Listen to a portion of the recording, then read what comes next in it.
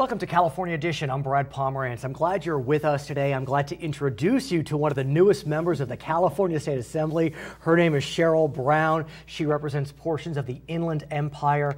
Congratulations on a tremendous victory. I think one could say it's quite tremendous. Thank you. What went right? It was exciting. What went right? People, I told their stories.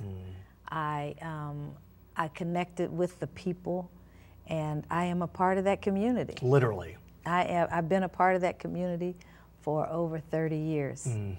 And people So when you were running for office, yes, I know that you were walking. You went through 3 pairs of shoes, right. So there's no doubt you're walking. What were the voters saying to you? What were their hopes, their dreams, their fears? In our community, Sure. we are part of the Bible Belt. Right. And in the Inland Empire, they told me their interest. They told me that they wanted small businesses, because small businesses make up our community. And when you start talking about jobs, 2/3 of the jobs in the Inland Empire are provided by small businesses. So business people were talking about the regulations, but the employees were also talking about, hey, you have to help our businesses because they're paying our paycheck. Sure. So that begs the question, because you know as well as anyone, California is not known for being underregulated, let's say. It's a state that has lots of regulations, and at some level we like our oceans and our mountains and our rivers and our forests, and so we do have more regulations, especially on the environmental side. But I think it's fair to say even Democrats believe that maybe we need to look at our regulatory environment and try to simplify a bit. I think that that's true, and it's not even so much the environmental laws and the environmental regulations, but just regulations, period. I heard a lady the other day say, you know, I have dirt in the front of my house because that's the what regulation. I do. That's what, but no, the regulation says that no, you can't have dirt. You have to have grass. Well, if she has grass, she has to spend more money on water. I mean, there are so many regulations that we really need to look at that make sense. Here's what's interesting. Only Richard Nixon could make friends with China, because if a Democrat made friends with China, that would have been being read. Likewise, only the Democrats, arguably, can engage in regulatory reform, because if the Republicans do it, you know, it's cramming on the little guy. So given that we have folks like yourself in the Assembly that are looking towards regulatory reform, we have a governor, a Democratic governor, who's looking towards regulatory reform. Will we really see regulatory reform?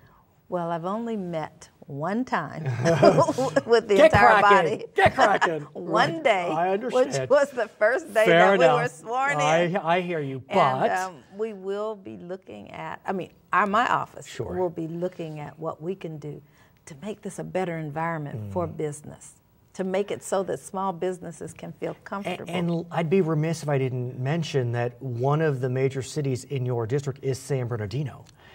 Yes. And we we own half of San Bernardino is in our district, and that's part of downtown, and that's where the bankruptcy is, and that's where everything. I believe that we'll see what the judge says on Friday, to see if we can work all of this out. San Bernardino is hurting. But aside from judicial rulings, the bottom line is San Bernardino, like you said, is suffering. I mean, a lot more than Riverside, for example, Redlands, Fontana, whatever it is. I mean, amen, the Amazon distribution center has come to the county, or is it the city? No, well, it's come to the city, but it's at Norton. Okay. It's going to be located at Norton Air Force We know that was the beginning so of that's San a joint powers. Problems. Yeah, but that's a joint powers area, and they've hired over 1,000 people to date, and couldn't come at a better time.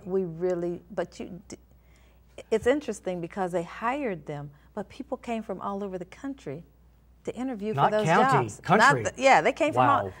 When we were down, when we had an office on East Street, where they were interviewing for that position, for those positions, and people had license plates from all over the country. What does that tell you? That tells you that we need jobs in our country. Desperately need jobs, and we need jobs that people can fill. Not necessarily people that are so highly educated. But what about the middle class? What about people? Or the lower middle class, or the working poor? whoever it is. So we still need those. We need jobs. But what can a Sacramento Assemblywoman do? I mean, I'm not trying to minimize. You know that. No. But what can you do? Create an environment. That's the main thing I believe we can do. I look at Fontana, and Fontana is the largest city now in our district. It's bigger than San Bernardino. Yes. What does that tell you Yeah. about the sadness that has befallen San Bernardino? So I have to share San Bernardino with another district because it's cut right in half. But Fontana says we're open for business. Josie Gonzalez, that's her home base supervisor. But Aquanetta Warren, the mayor there, says, hey, we have got to do some work here. And I was in the office in Fontana just the other day, and they were looking at some plans. They're building out an entire section of Fontana up near the 15. And what I understand is folks who had lived in San Bernardino are now moving to Fontana. They're moving to Redlands. I mean, the city, which had been named an All-American City, I think in 1977, is a shell of its former self, and it's sad. It's sad, but I know Mayor Patrick Morris is working hard. Everybody's working hard on the issue. Right. And everyone has their own way of looking at what the solution is. And so what we have to do is have all of those people come together. Now, one tool that many cities used, including San Bernardino, that was effective, where I'm going, was redevelopment. Yes. And redevelopment was eliminated last year. California Supreme Court upheld its elimination. But there are rumblings that maybe we can bring it back in some form in 2013. Democrats have 2/3 of the Assembly and the Senate. Yes.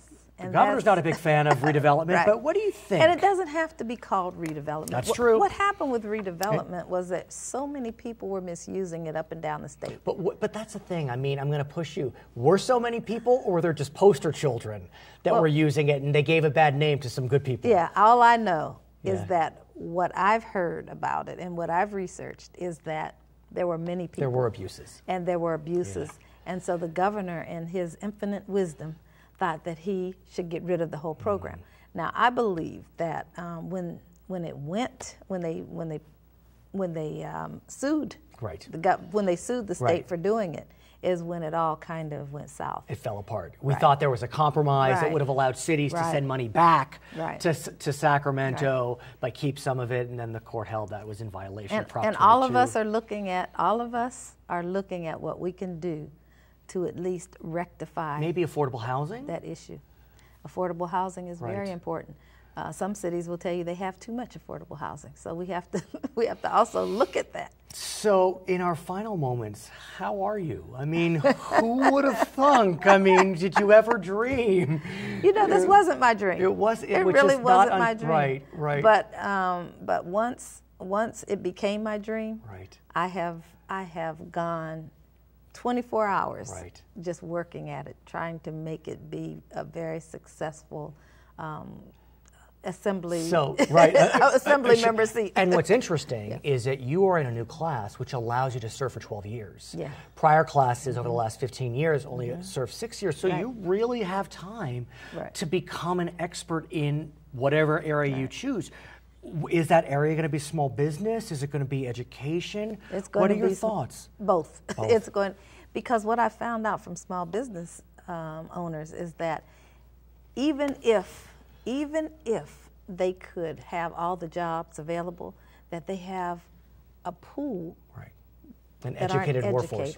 It's that simple. And that workforce that they need is not right there. So what they found is that many people, they'll put a job there, and they'll have people from everywhere else come, just like the Amazon.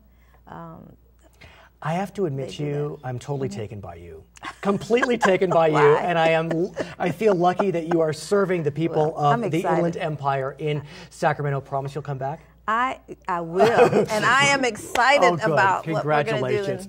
Her name is Cheryl Brown. She's a member of the California State Assembly. I'm Pomerance. We'll be right back on Charter California Edition.